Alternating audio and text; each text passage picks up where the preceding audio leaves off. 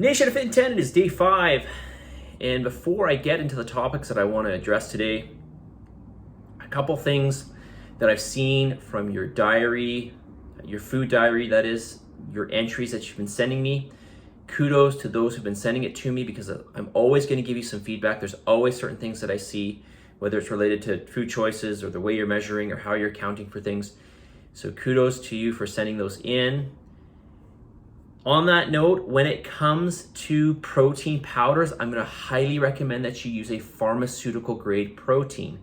That is, you're getting what is on the label. So you might think that the labels are always accurate, but in fact, especially in the supplement industry, there is a lot of shady business going on. And I'll talk about this in the future.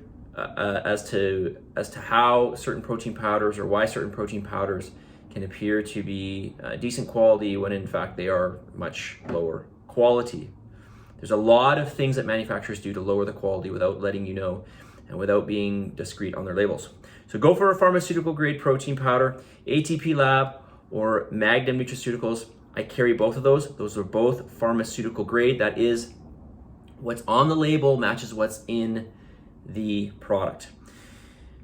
Real whole foods. Go for real whole foods.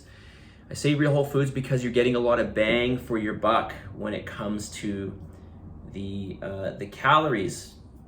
So what do I mean by that? It means that when you get the calories that you're getting, you're also getting nutrition with that. Okay, now obviously calories in and of themselves are nutrition, they are energy. But we also want to think about things like vitamins and minerals and phytonutrients, etc. Okay, so what's an example here? An example would be real fruit, so whole fruit over things like fruit juice and jam. Okay, so when we have a fruit juice or a jam, we're losing a lot of that fiber. Okay, that's something I didn't mention earlier. Fiber is going to be one of those things. We're losing a lot of phytonutrients and vitamins and minerals. We're getting a more concentrated version of just the carbohydrates, or to be more specific here, the sugar. Okay, so be very, very careful with that. All right, I sent you guys out a sheet a couple days ago. I started to go through it in yesterday's video. I'm going to continue to go through it, and this is the Fitin10 tips and reminders. So let's get into the did you know. So did you know that measuring everything by weight, or that you should be measuring everything by weight, with the exception of liquids? Okay, measure everything by weight. Do not estimate. Do not estimate. Be careful with measuring foods cooked versus raw. Well, we went through this in the tutorial, but again, I'll just remind you now. This is, this can make a big change. If you take a potato raw and then you cook it, and you could, conceivably keep cooking a potato and it's just going to lose more and more moisture. So stuff like this, like a potato, you want to make sure that you measure it raw, preferentially raw. Okay.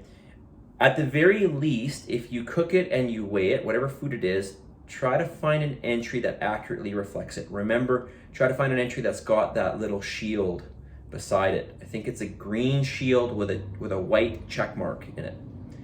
Okay, those are verified foods. Those entries should be good. They should be accurate, or at least closely accurate. Everything matters. Okay, everything adds up. You've got to account for absolutely everything.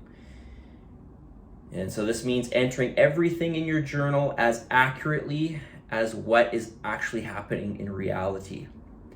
So again, no estimations. Weigh it out, get the entry that most accurately reflects that, and make sure it's in your journal. Okay, we want an accurate representation of what is reality. Okay? Estimating versus weighing. Well, I just touched upon that. Using verified foods in MyFitnessPal, I already mentioned that. Again, that is the shield that is beside the food, right? The little green shield. It's in that document. So yeah, I'm looking at it right now actually. It's that green shield with the white check mark, okay? Those are all the foods. When you look up a food and you see that beside the food, or you see that beside the entry, that means it's been verified. So it should be accurate, okay? All right, let's continue. Already 5 minutes in. All right, let's continue with why calories matter. All right, so yesterday I talked about thyroid production. We talked about maintaining your basal metabolic rate, the amount of energy that it takes to keep the lights on, right? The amount of energy it takes to keep you alive, basically keep your organs functioning, keep your body temperature up, keep your brain functioning. One thing that can happen when you suddenly decrease your calories, especially if it's a major decrease, it's a major deficit, is we see a downregulation in thyroid production, and thyroid is a regulator for your metabolism. So you're dropping your calories, but then you're dropping your BMR. So we've got this competition, essentially. It's not a competition, actually. You're essentially just spinning your wheels, and I think I mentioned this yesterday. So we want to keep the metabolism running as inefficiently as possible. We want to burn as much energy as possible. We don't want to burn less energy. That doesn't make sense. Right? We're just making life we're making things harder for ourselves. We're eating much less, but then we're lowering our BMR. Now this isn't going to be a substantial thing, but it's enough that it's going to make a difference. Number 2, muscle mass maintenance, or I guess I should say probably number 5 because I mentioned 3 yesterday. Muscle mass maintenance. This is really important. Lean body mass, really in general, because it goes beyond muscle mass. We're looking at things like connective tissue, so not just muscle mass, but connective tissue, bone, etc. We want as much of this as possible because this aids in keeping our BMR higher. It aids in keeping our body burning more energy per day. Number 6, fuel for training and recovery. Your recovery will be slower if you have a greater deficit. If you have a greater deficit, you have less nutrition. You have less energy and building blocks to help with your recovery. And of course, you have less energy to help you in the gym. And of course, the gym is a stimulus to help you to lose body fat. It's also a stimulus to keep your lean body mass higher. And number 7, protein sparing. Goes a little bit with what I just talked about. When we keep those calories higher, especially carbohydrates are the number 1 protein sparing type of calorie. We allow protein to be not utilized or oxidized for energy. We allow it to be utilized as a building block to help with recovery and to help with your lean body mass, the maintenance of lean body mass, okay? All right, message of the day. Already 8 minutes.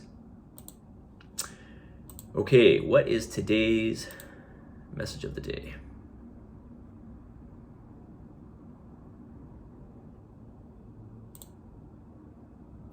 Today's message of the day is you build yourself up over time and not overnight. Things take time. You build yourself up over time, not overnight. Things take time. Be patient. Especially with the scale, for those of you who are weighing yourself, there are many factors that will affect your body weight. Your body weight is not necessarily a reflection of body fat loss. Now, obviously, when you lose enough body fat, you're going to start to see that on the scale, but it's very possible, and I'm just using this as an example. I am going down a rabbit hole here. But this is an important point because a lot of people bring this up. When you weigh yourself, it's very possible for your weight even to be up in the short term and for your body fat to be down because there's other things that are going to influence water in the body. We'll talk about that more in the future. But in general, be patient. This is 70 days. You are on day 5. Be patient. And your scan isn't until day 28 or thereabouts. Okay, 4 weeks into the challenge.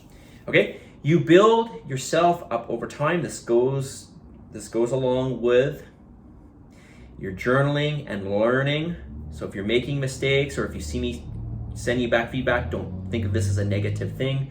This is just part of the process. This is part of the process. This is a process, right? Things take time. You build yourself up over time, not overnight. Things take time. Okay, positive energy, positive vibes, believe in yourself, for the love of God, give some gratitude, and I will talk to you all tomorrow.